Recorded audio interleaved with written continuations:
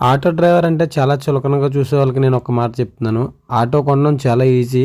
కానీ దాన్ని మెయింటైన్ చేయడం మాత్రం చాలా కష్టం. కానీ తెలియక ఏమనుకుంటారంటే ఆటోలో కూర్చొని హ్యాండిల్ తిప్పడం అనుకున్నావా పని చేయడం అంటే అనుకుంటారు. కానీ వాళ్ళకి మన కష్టం తెలియదు. అవును, హ్యాండిల్ తిప్పడం చాలా ఈజీయే. కానీ ఎవరికి ఏం జరగకుండా తిప్పడం అనేది మాత్రం చాలా కష్టం. నాకు తెలిసి ఆటో డ్రైవర్ పడే కష్టం ఎవరో కూడా పడరండి. ఎందుకంటే ఏ టైంలో కిరా వచ్చినా సరే వెళ్ళవలసి వస్తుంటది. నైట్ టైం కూడా నేను రానని మాత్రం అనరు. అంటే ఈ మధ్య అయితే కొంచెం చాలా మంది డ్రింకింగ్ గట్రా అలవాటు చేసుకుని కొంచెం ఆటో ఫీల్డ్ కొంచెం లోకు అయిపోయింది. ఆటో డ్రైవర్ కి లేని అలవాట్లు ఏది లేదని అయితే ఒక రిమార్క్ అయితే వచ్చేసింది ఆటో డ్రైవర్ల పైన.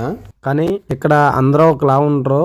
కాబట్టి ఎందుకంటే ఎవరైనా సరే మీ చుట్టుపక్కల ఉన్న ఆటో డ్రైవర్ని చూసి మీరు కూడా అదే పులిని చూసి నక్క వాతలు పెట్టుకుందన్నట్టు మీరు మాత్రం ఆటో ఫీల్డ్లోకి అయితే రాకండి.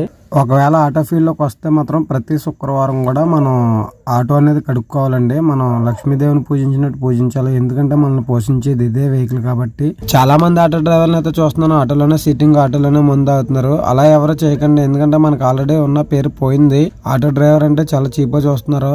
కాబట్టి ప్రతి ఒక్క ఆటో డ్రైవర్కి నేను చెప్పవలసింది ఇదే, చెప్పదలుచుకున్నది కూడా ఇదే.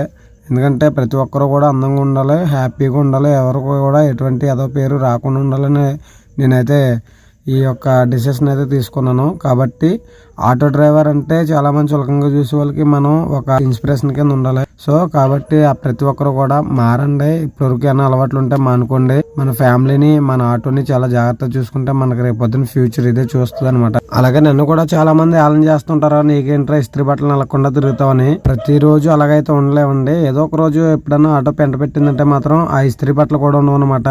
అప్పుడు మనకి దిక్కు మొక్కు కూడా ఎవరు ఉండరు. ఎక్కడన్నా ఆగిన చోటగానే ఆగిందంటే మాత్రం వెహికల్ అప్పుడు తెలుస్తుంది అనమాట ఎందుకు వచ్చాను రా బాబా ఆటో ఫీల్డ్ లో. కానీ ఇంకా చెప్పాలంటే ఆటో డ్రైవర్ బట్ట నలగదు కానండి, ఆడ బ్రెయిన్ అయితే ఆల్రెడీ నలిగిపోయి ఉంటదండి. బాగా మడతలు పడిపోయి ఉంటది. ఎన్నో టెన్షన్స్ తో ఈఎంఐస్ కట్టాలి, వాయిదాలు కట్టాలి, చీటీలు కట్టాలి, డోకరాలు కట్టాలి, ఎన్ని టెన్షన్ లో పొద్దున్న లేస్తే పిల్లలు చదువులు, ఇంటికాడ మెయింటెనెన్స్ ఇవన్నీ చూడాలంటే చాలా కష్టమైన పరిస్థితి అండి ఆటో డ్రైవర్ది. సో కాబట్టి ఆటో డ్రైవర్ కి విలువ ఇవ్వకపోయినా పర్లేదు, అలాగని కించపరిచి మాత్రం మాట్లాడొద్దండి. మీరు అనొచ్చు అలాంటప్పుడు ఆటో ఫీల్డ్ ఎందుకు మానేయమని. వ్యవసాయంలో నష్టం వస్తుందని తెలిసి కూడా రైతు వ్యవసాయాన్ని ఎంచుకుంటాడు. అలాగే సైనికుడు కూడా ప్రాణాలు పోతాయని తెలిసి కూడా సైనికుడు మనకు కాపలాగా ఉండడానికే చూస్తాడు. అలాగే ఆటో డ్రైవర్ కూడా మిమ్మల్ని క్షేమంగా తీసుకెళ్ళడానికే చూస్తాడండి. మీరు గౌరవించకపోయినా పర్లేదు, డ్రైవర్ ని చిన్న చూపు చూడకండి. జై జవాన్, జై కిసాన్, జై డ్రైవర్.